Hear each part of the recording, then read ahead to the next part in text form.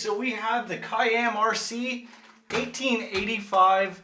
I think it's an A. It is. It's A. 1885A. Pretty cool looking little short course truck. But real quick, inside the box you get a set of instructions. In this box here, you do get a controller, which is basically just non-proportional steering. And also, I hear clicking, non-proportional throttle, but that's it. There's no trim or anything else because the trim is on the truck right here. 2 AA's for the controller, and the truck comes with a little 4.8 volt 700 milliamp hour nickel cadmium battery. Like I said, you have the trim right here, and then you also have the on and off switch there. It does come with a little brushed 260 motor, rear wheel drive, so no 4-wheel drive. You have just little spring suspension here, independent in the front, and then you have a solid axle with spring suspension on each side of the axle. In this little box here, it does come with like a lanyard for the controller, your USB charger, and then it does come with a screwdriver so you can open up the controller and then also take the battery lid off of the truck. But that is it. That's everything that comes in the box. Let's charge this up and then we're going to take it out to see how good it actually runs.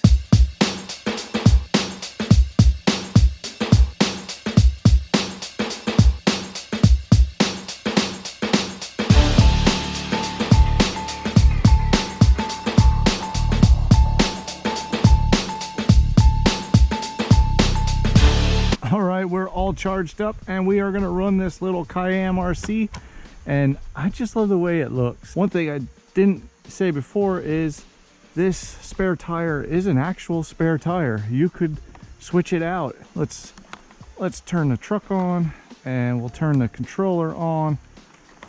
And now, like I said, it is non-proportional with the steering, and yes, it is, watch, non-proportional with the throttle. So yes, another non-proportional truck, but let's see how fast it goes with that 260 brushed motor. We're gonna run it here on the macadam and maybe we'll take it into the dirt. I don't know, we'll see.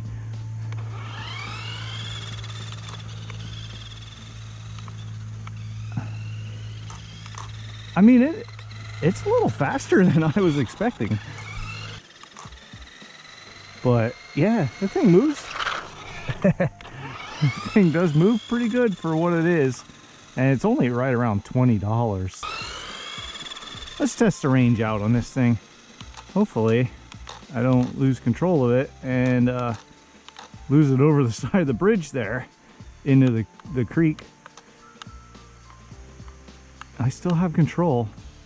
I'm pretty far away. I'd put myself at about 100 feet away. It might look a little further to the GoPro, but 100 feet is probably a pretty good estimate. I'll take it in the grass just to show that, oh, found a pretty deep hole there.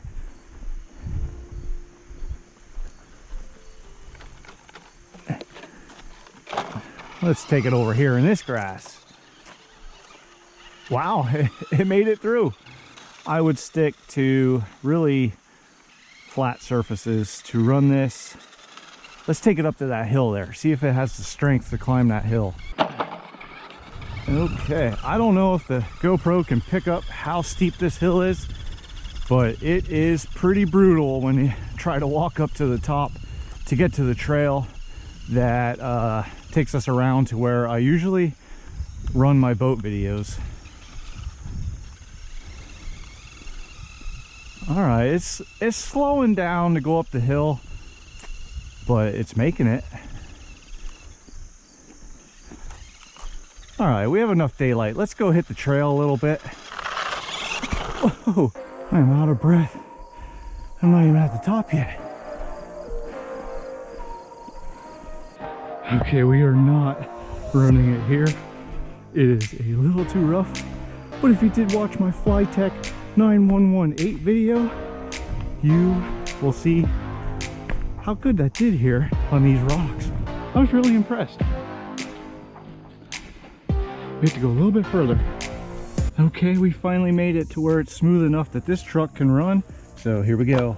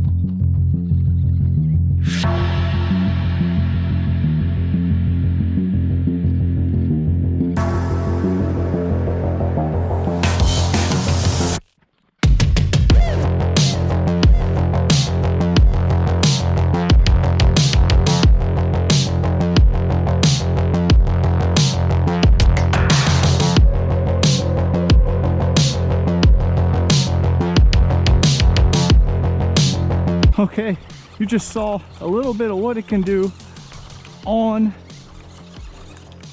kind of like a mild terrain here. It actually doesn't do as bad as I thought it would. It's a little slow and it is dying. I just ran it pretty hard for that little montage you just saw.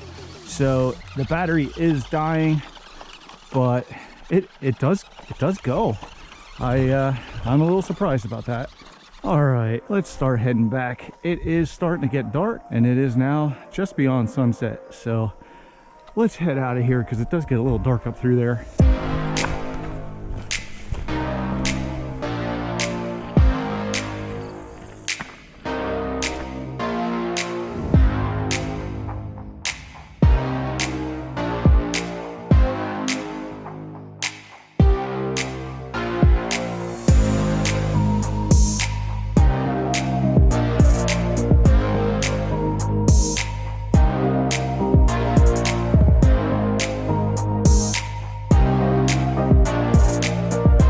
Okay, we made it to the bottom of the hill finally, but you saw this little truck. It did a little better than I expected, especially on the dirt. I did not expect it to do that good on the dirt, but the macadam, you kind of expect what it did. No grass, cannot run in the grass. Another downside to this thing, besides the non-proportional steering and throttle, is the nickel cadmium battery takes about 90 minutes to charge. So that is a long time to charge. But other than that, it's a nice little $20 basher for any little kid that wants to rip around in the house or even out in a parking lot or something. Good little truck to use. Don't forget to like, comment, and subscribe. But I hope to see you with the next Ready to Run RC.